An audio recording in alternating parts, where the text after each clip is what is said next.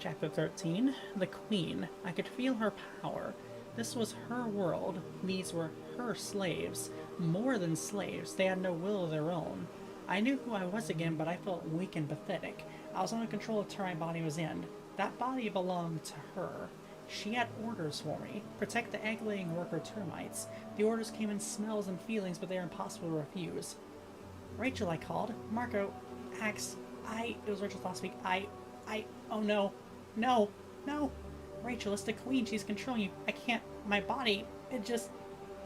Marco, you hear me, Marco? She's got me. I can't say no. I can't stop, he cried in anguish response. My own body moved away on 6 legs. I fell and stepped behind 2 workers, each just carrying one of the gooey, precious eggs. I had to protect them. There might be enemies. I felt a grotesque link of the Queen, toward her head. Ants. They were the enemy. Sometimes they came. Sometimes they poured down a tunnel swing for eggs to carry off for food. Sometimes they attacked the Queen. The soldiers fought them. The soldiers sometimes died fighting them. The Queen, Rachel's voice said, the only way... Destroy the Queen.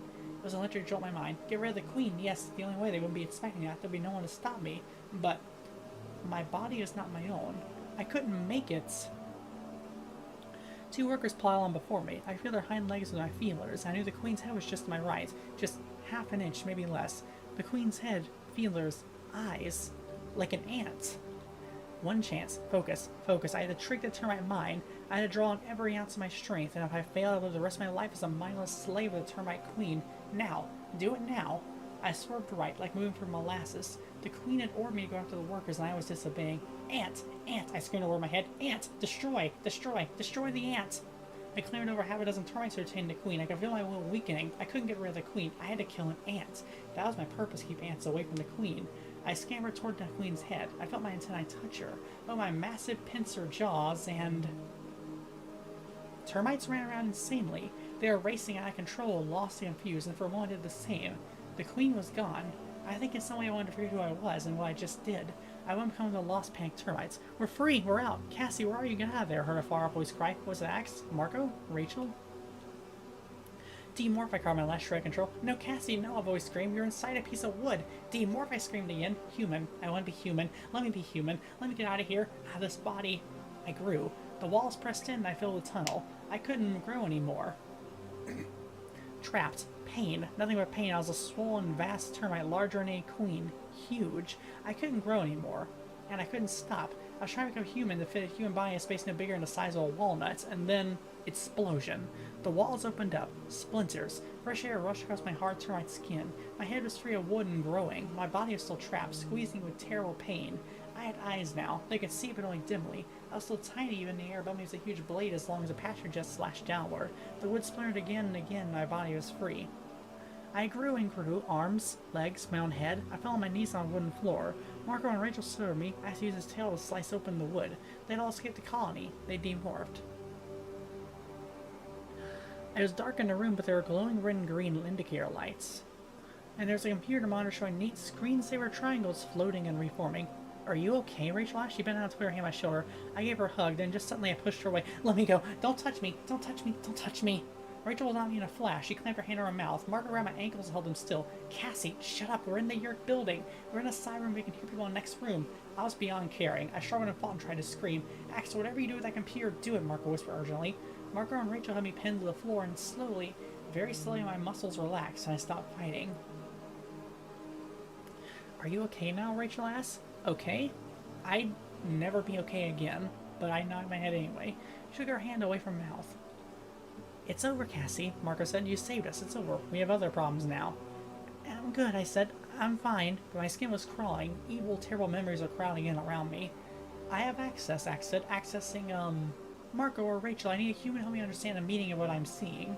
Marco climbed up off the floor. Rachel stayed with me. She strung my hair on my mom had done if she had a nightmare. It's hard to think of Rachel as being nurturing, but she did the right thing.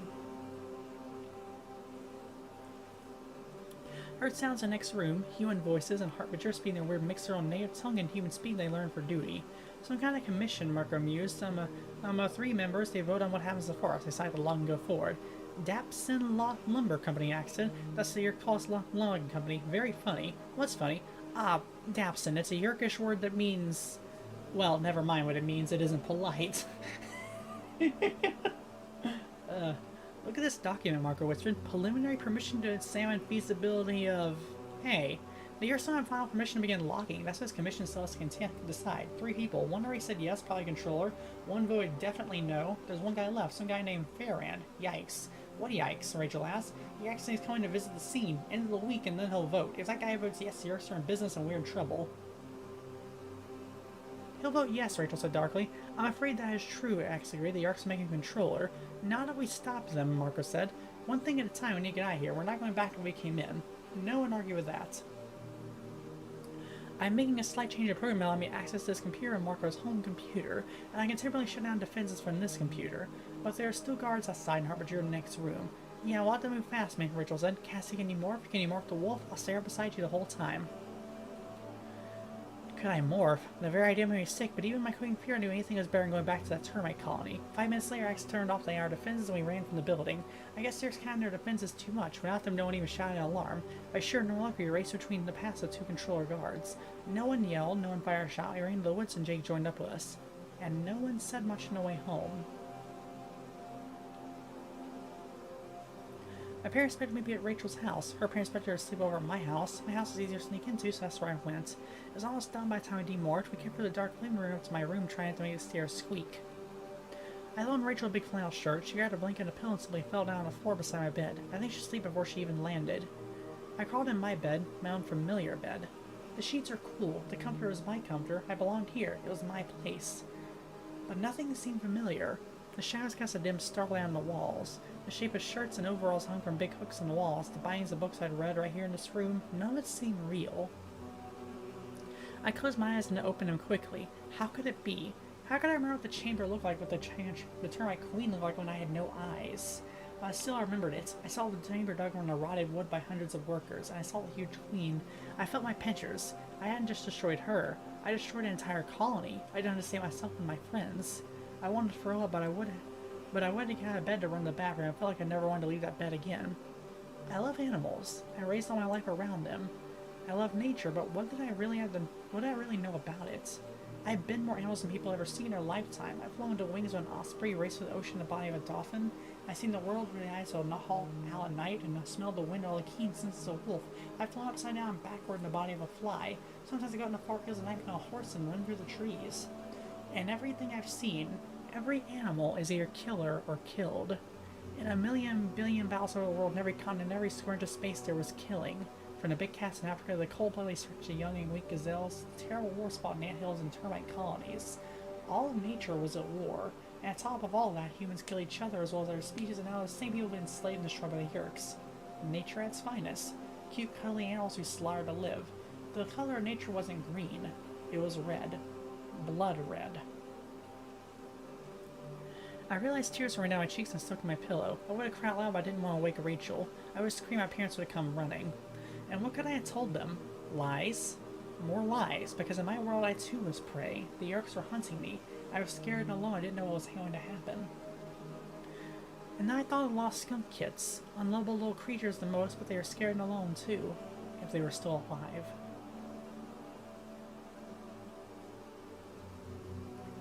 Chapter 15. I guess I fell asleep eventually because I dreamed. It wasn't a nightmare, though. It wasn't about the termite world. I was a mother. In my dream, I was a mother looking for her babies.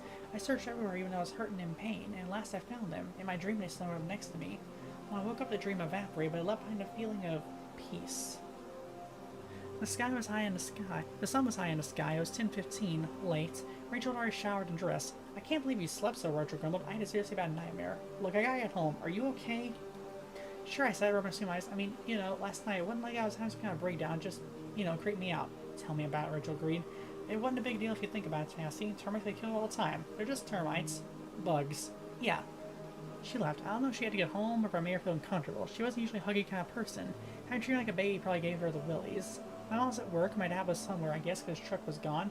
I made some toast and drank some orange juice. I ate a piece of leftover veggie pizza. I felt restless and weird, like I was on edge or something. Like life had gotten unbalanced since the night the day before. Rachel's right, I said out loud, just hear her voice. They're bugs. And besides, I got away in the end. I went outside to feel skin on my skin. My human skin. Without really thinking about it, I went into the barn and the refrigerator to store perishable food for the animals. I took out frozen grasshopper and stuck it in my pocket. Then headed to the edge of the forest. Hey Cassie, a thoughtful voice says, I crunched your nose through the woods. What's going on?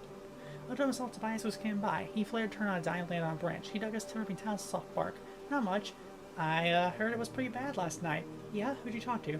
Axe. Who else? He's definitely weirded out by the whole thing. I stopped walking. Something about the way he said weird out. Tobias, who else did you talk to? Maybe Marco. And Marco told you I went nuts, right? Well, the word he uses is insane, and also Looney Tunes and wacko, but he meant in the nicest possible way. I laughed barely. Well, I guess I did go a bit wacko. Welcome to the club. No one's gonna get through this all completely normal. You know that. Too much fear. Well, I'm pretty sick of it. I destroyed Termite Queen. I know it's just a bug, but you know, who might decide it's okay to kill one animal or the other? Here you in a big earth mother, tree hugger, animal lover, mother saying, oh yeah, so just like me, Tobias asked. Just like any predator, I said lamely. You feel back as you had to kill the queen to survive. I shouldn't have been there. It was their world, not mine. Those little tunnels on a rotten piece of wood, that's their whole universe, and I invaded it. When it got in the way, I reacted. What does that remind you of? Look, you're not a Yerk, and termites are not human beings, Tobias said. There's no comparison. I didn't bother arguing. Look, I have to morph. There's something I need to do. What? I sighed. It's stupid, alright? There's this mother skunk we have who's injured. She had a litter of kids who are gonna die. I think I know where they are, more or less, but I can't get there walking like a human. For a moment, Tobias said nothing. Skunk kids near the edge of the Yerk logging compound? Yes. I can show you where they are. For a frozen moment in time, I refused to understand what he just said. I didn't want to think of why Tobias, why a red-tailed hawk would know the exact location of a litter of skunk babies. I took a couple deep breaths. I tried to keep my voice level. Are they still alive? There are 4 still alive, Tobias said. I felt an emotion I don't feel very often. I felt it boiling up inside me. I glared fiercely. I met the ripping talons and a nastily curved beak. I could easily picture my mind a way it would swoop down, rake those talons forward, and snatch at a finless kid off the ground, and... I was shaking. I placed my fingers there, just stopped them from trembling. I'm going to save what's left of them, I said. My voice didn't sound like my voice. I'll help you, Tobias said.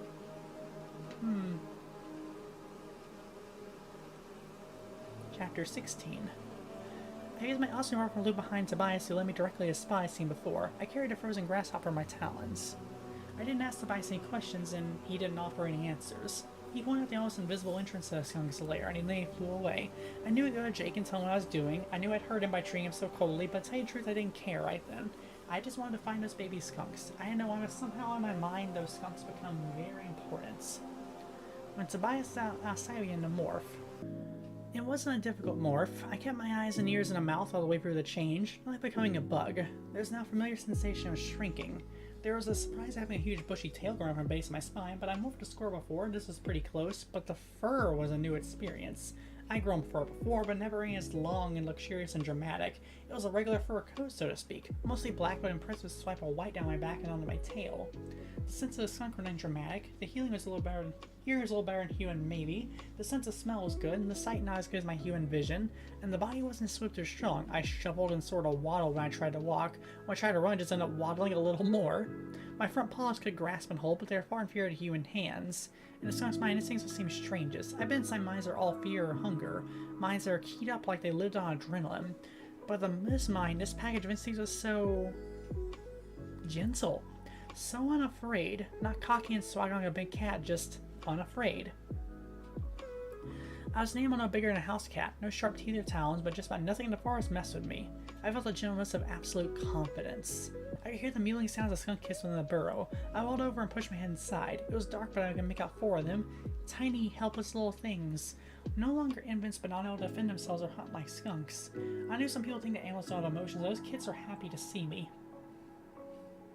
And something in the mind of the skunk was relieved and joyful to see them. I retrieved a frozen grasshopper, now entirely thawed. I crawled inside a little hole of dirt. I curled around and the kids nuzzled up against me. I fed them the grasshopper. I knew I had 2 hours and more, but even though I just got a few hours early, I suddenly felt very sleepy. The meal was done, the kids wouldn't starve, and I felt sleepy and very peaceful.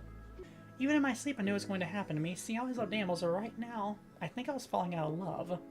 Nature wasn't all cute and fuzzy. The strong ate the weak, but the weak ate the weaker. It's what the Earths were doing, trying to make prey out of the ultimate predator species, Homo sapiens. Whomp. Hey, are you in there, Cassie? I woke up. Where was I? I was dark. Was I in a bedroom? Oh no, was I in a termite colony? The 4 kids still slept curled up against me. I was in the skunk again. What? It's me, Jake. Cassie and I are there now. You've been in morph for almost 2 hours. That woke me up. I shot out of the burrow and it sent me in a demorph.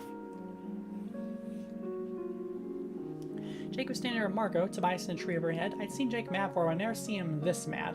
What did you think you were doing when you went away from human? You're 10 minutes away to spend the rest of your life with a skunk. I fell asleep, I said, my mouth wasn't fully formed yet. Or yeah, your mind? What's the matter with you? I noticed Jake had his vein that kind of pops out when he's furious. Look, I'm sorry, I mumbled. He was a long way from forgiving me. That's not why I have this ability. We're not trying to save every lost skunk in the world. We're an army, a small, weak, pathetic, outnumbered army. We had exactly 6 members.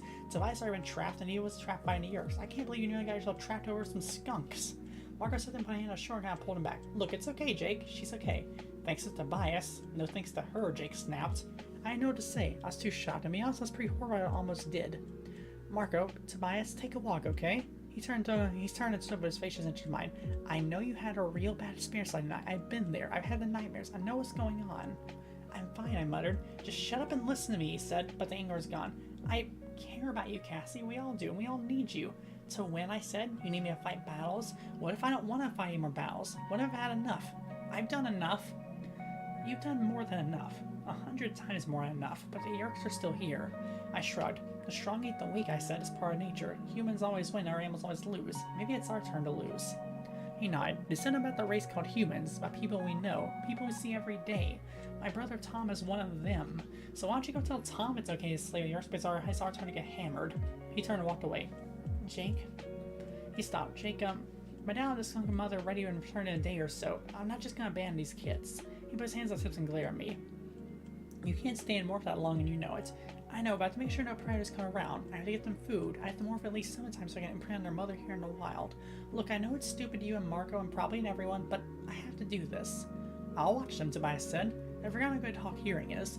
Tobias, keep watch. We'll work something out, Jake said. We'll save the lousy skunks. After all, it's not like anything else to do. We have anything else to do aside from saving the world. Thanks, Jake, and sorry, I didn't mean to scare you. I'll be okay now, I think. He smiled his slow smile. And I'll be okay too, Cassie.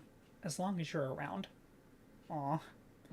Roll ways off to our left, Macro make a gagging noise. It made me laugh. It might have felt better to be able to laugh. Chapter 17. Well, this is more than slightly insane, Marco said. It was later same day, Sunday evening. We're going to rather around a skunk den. We're going to raise little tiny skunk babies. What's so insane about that, Marcos? Rachel said sharply. Good old Rachel thought it was ridiculous, but she was my best friend and always backs me up. They're skunks, Marco said, looking at Rachel and Jake to ask if he's the only one person in the middle ward. They're cute, Rachel said, glaring at Marco and generally like a girl who never used the word cute. Ah, I see, cute. Well, that certainly explains everything. Jake couldn't. Cassie ain't just saying to cling or they may get used to humans. They're young, they'll imprint, so we're taking care of these skunks until mommy's gonna come back from the hospital. Are skunks a sacred animal to humans? Axe asked. All animals are sacred to Cassie, Marcus said. She's Dr. Doolittle and that animal guy who comes on Letterman all rolled into one. But you eat some animals, Ice pointed out. Cows, pigs, sheep, and dogs. We don't eat dogs. In some countries they do. I read it in the World Almanac. We've given a World Almanac to help them learn about Earth, and ever since I'm an expert on useless information. You can tell you the per capita income of Tanzania or long jump record at the Olympics. Well, we don't eat dogs in this country, Rachel said. Do you eat cats? Excuse me, Jake interrupted. He rubbed the bridge of his nose, also getting a headache. I can understand why. Look, here's the deal. We're about 300 yards to the edge of the logging compound. They have sensors, guards, devices out there keeping an eye on it, so we're safe for now. We can't get careless. Cassie, tell them what we want to do. Okay, while we're in school tomorrow, next day, ask Tobias to protect the den. Ask to morph the mother's skunk from time to time. Tobias will patrol from above. I'll bring Tobias frozen foods and have to hunt during that time. Ooh, lean cuisine frozen mouse entrees, Marco teased. I heard that, Tobias said. I know, Marco said, grinning smugly. And after school for the night, the rest of us will work shifts. I'll do most of the skunk morphing, but between times we have to have Jake and Rachel and Marco to keep up patrol. Marco, help a hand. Yes, Marco? Would we get some Save the Skunks t-shirts and bumper stickers? No one has to do this. Look, I know it seems stupid. Nah, it's not stupid, Marco said. Let's see. I'm behind my homework. My dad thinks I'm going to join a gang because I'm never around. I don't sleep much because every time I try, I'm suddenly a termite and I wake up screaming. I never get to sit around and watch TV. In my spare time, I'm trying to help figure out how we're going to keep the Yerks from turning some guy called Fair into a controller so he can wipe out the forest, hunt down Bird Boy, and the universe's only almanac reading Andalite. I mean, I knew the middle school years would be tough, but this is a little much. Jake gave Marco a long skeptical look. So, in other words, you're glad to help. Everyone tells Jake who made everyone laugh, even Marco. He shrugged. You know, actually it's kind of relief finding out Cassie's crazy. We know Rachel's nuts. We know I'm crazy. Cassie's been the only sane one for so long. So welcome to the loony bin, Cassie. Save the skunks. Hug the trees. Let the dogs vote. The Arizona laughed and I laughed a little too. He was making fun of me being an environmentalist, usually the case I knew what I believed in, but now it cut a little deeper. I wasn't saving the whales or a panda or a spotted owl, I was just saving a handful of skunks. There are plenty of skunks, they aren't exactly endangered. It all went back to the termite queen. A bug. I killed a bug and for some reason I shook my deepest faith. Maybe Marco was right. Maybe I was crazy. Chapter 18. Over the next 2 days, we protected and nurtured a foursome of baby skunks. As impossible it seems, it worked, more or less. Maybe I'm kidding myself, I think the others enjoy it too. Typically, it was Marco who decided after his first shift to guarding them that the kids needed names. Joey, Johnny, Marky, and CJ, and that's like as obvious. The Ramones, the godfathers of punk rock. They'd be honored. The one with the white track goes really wide? That's Joey. Now Johnny... At first I was wanting to morph the skunk mother, but then accident in the ears on my one, I almost felt a little jealous. Right after school 3 days later, I went to the skunk barn to buy his flying cover. Hi Cassie, how's it going? Well, we had a little excitement, and Hungry Badger stopped by to check things out, but I chased them off. So they're right. There's still 4 of them, if that's what you mean, but they won't stay inside. They keep coming and looking around, especially Marky. This isn't good, especially if they do it at night. I morphed a skunk mother and crawled inside a den. Tobias right, the kids are restless. They're growing fast and distinctly want to go into a big open world beyond the burrow. I think I'll take them for a walk. Is that a good idea? Sure, why not? You could take a break, stretch your wings. Usually there's an excuse to take off, but as soon as it's gonna start, I have doubts of my brilliant idea. How do I keep track of them? What if they wandered off? But then while I was debating, Marky made a wild dash outside and I scampered out to catch him. As soon as I appeared though, he went meekly to stand behind me. Well, my own the others came out, and to my amazement they lined up like obedient first graders. Aww. Okay, I said, though of course he couldn't understand me. Let's take a walk. I waddled slowly away, took about 10 steps and turned to look over my shoulder. They're all lined up. I was their mother as far as they knew, and they're programmed to follow their mother. I waddled off feeling a little strange, but happy. I walked about that way for half an hour. I paused to sniff things time to time, various animal scents, and I realized we weren't just going for a scroll. They were hungry. I was their mother. It was my job to provide for them. And if I didn't teach them to catch bugs, they wouldn't survive. Skunks eat some plants, but they also eat crickets and mantises and grasshoppers, even shrews and mice. I stopped walking and looked back at my kits. 4 almost identical little balls of black and white fuzz. 4 curious little faces watching me, waiting to see what I was doing, eager to learn. I've been feeding them frozen thralled grasshoppers and thawed mice I brought from the clinic, just so I've been given to my food is too busy to hunt properly. But they couldn't be fed by humans all their lives. Suddenly there was a crashing sound, something rushing through the woods, careless, wild, and noisy, and coming right toward us. I started to lead the kids back to the bird, but the noise getting closer, and it was coming too quick. I tried to smell what it was, so the breeze is blowing the wrong way. Then, woof, woof, a dog. A wolf would have known better. A wolf would have seen the black and white fur and decided he had an appointment somewhere else. A wolf would have known. Just about any wild creature knew better than an annoying adult skunk. But that big happy dog was not wild. He lived with humans and he knew nothing of skunks. Even not thinking I turned my back, I raised my tail in warning. He just kept coming. Drool was dripping from one side of his mouth and his tongue was hanging the other side. He's having as good a time as a dog can have. He was in the woods and he had a bunch of little black animals to play with. The kids are still lined up. They were watching me intently. They almost made me want to laugh if I could have. It was a big moment for them now that I learned why no sensible animal picked on adult skunks. Now, I had no experience in spraying, but the skunk mind within my own knew exactly what it needed to do. So I aimed. I looked over my shoulder to judge the distance. I targeted that dog's face, and I fired. And just when I fired, I had a strange sensation. I just knew this dog from somewhere, but it was too late. Way too late. As I just to 10 feet, a spray hit the accuracy of a laser-guided smart missile. The dog stopped dead in his tracks, and the look of his eyes was sheer horror. How could it be? How could this little black and white creature have done this to him? I'm just imagining a dog thinking, "No, you betrayed me. Why, cute thing, why?" Then I heard something that made me feel really bad. "Homer, what's the matter, boy?" Oh, Jake asked. "Homer, I told you not to follow me into the woods." Homer whined pitifully.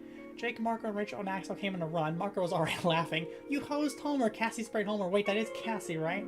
"I seriously considered we pretending to be some other skunk." "Sorry, Jake." "Man, that is nasty," Rachel commented. "No offense, Cassie, but ugh. "Fascinating," Axe said. "This is possibly the worst thing I've ever smelled."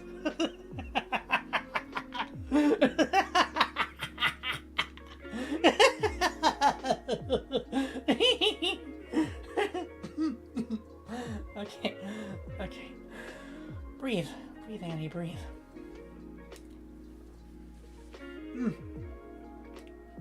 Okay. Homer Homer tried to nuzzle up to Jake, but as much as he loves his dog, he wasn't going for it. I don't think so, big guy. I told you to stay home, but oh no, Homer, you had to come with me. Not go home. Home, boy. He decided home was a better place in the forest after all. He trotted off with his tail between his legs. I believe that smell is making me it caused me to become deranged, Jack said calmly. I may have to run away in panic. Take me with you, Marco muttered. Well, this is perfect, Jake said. Wonderful. My parents are going to appreciate when Homer gets back to the house reeking of skunk. Man, let's just move away, okay? I mean, jeez, that's just awful. I moved away from the scene of stink back toward the den. I led the kids inside. I seemed happy to curl up and sleep. It had been an exciting outing for them. I went back outside Animorph. Homer, be okay if you bathe him in tomato juice and leave him outside for a few days, said Jake. Sorry. Not as sorry as Homer is, Jake said. We have bigger problems. Look, Cassie, came to find your device. That guy Farian asked Marco tapped into your computer to log camp. Yeah, asked Marco grinned. Axeman knows way on computers. Yeah, well, we found something out. He isn't arriving this weekend. He's coming early. He's going to cast the final vote on the forest. In fact, he'll be here in about an hour. Oh shit, that's not good.